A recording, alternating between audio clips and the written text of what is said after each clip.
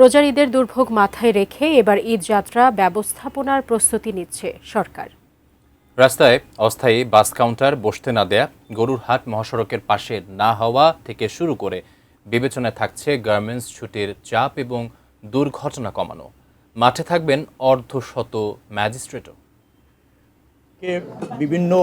এবছর ঈদ উল ফিতরের সময় সড়কে দুর্ঘটনাকে দুই ভাগ করতে চান সড়ক পরিবহন ও সেতুমন্ত্রী রবিউল আলম। 170 জন সড়ক দুর্ঘটনায় 11 দিনে নিহত হয়েছিল ঈদ যাত্রার আগে পরের কথা। বলা ঠিক হবে কিনা জানি না, আমার হাইওয়েতে মারা গিয়েছে 43 জন, আর বাকিটা এলজিআরডি রাস্তা, কিন্তু আমাকে জবাব দিতে হয় 170 জন। বলছেন এবারের ঈদে সব রকম দুর্ঘটনা যেন কমে সরকার করতে চায় সেই ব্যবস্থাপনা। 1.5 কোটি মানুষের যাত্রা 2 থেকে 3 দিনে, আবার 1 কোটির কাছাকাছি গরুর যাত্রা নিশ্চিত করবার জন্য আমাদের যে যানবাহন, আমাদের যে রাস্তা, আমাদের যে মানসিকতা এবং আমাদের যে সচেতনতা, তা কোনো সময় বড় অন্তরায় তৈরি করে।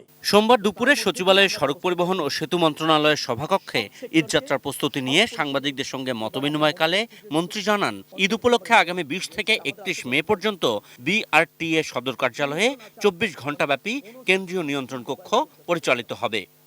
সেনসিটিভ জায়গা হিসেবে বাইপাইল এবং আবদুল্লাপুর আমরা দেখেছি অস্থায়ী হঠাৎ কাউন্টার হয়ে যায়, যাদের কিন্তু নির্দিষ্ট পরিবহন নেই।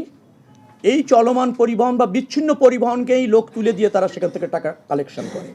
এই দুটি জায়গা পাশাপাশি আছে ধুলাই খাল, ধুলাই পাড়। সেই ধুলাই পাড়ের জায়গাটাও আমরা এই নজরদারিতে নিয়েছি। সেখানে আপনার মোবাইল কোর্ট একেবারে স্থায়ীভাবে থাকবে। এটা এলজিআরডি মন্ত্রণালয় ইজারা দেয়। আমি বলে দিয়েছি হাইওয়ের পাশে উপরে কোনো গরুর হাট হবে না, তারা এগ্রি করেছে। মন্ত্রী জানান, গার্মেন্টস ছুটির পর উপচে পড়া ভিড় ঠেকাতে 3-4 ভাগে কর্মদিবস শেষ করার বিষয়ে আশ্বাস পেলেও এখনো সেটা নিশ্চিত না। গার্মেন্টসের যেদিন ছুটি হয় সেই দিন গাজীপুর এবং ওই সংলগ্ন এলাকায় 10 থেকে 15 লাখের মতো যাত্রী একদিনে বাড়ি যেতে চান। এদিকে এক প্রশ্নের জবাবে সড়ক পরিবহন ও সেতুমন্ত্রী জানিয়েছেন, সরকার দ্বিতীয় পদ্মা সেতুর অর্থায়ন নিয়ে ভাবছে। আমরা দ্বিতীয় পদ্মা সেতু নির্মাণ করতে চলেছি বলবো আমি এই মুহূর্তে। Feasibility study already complete. অর্থায়নের জায়গাটা নিয়ে ভাবছি, কথা বলছি। Ashikur Rahman Apu, ATN news, Dhaka.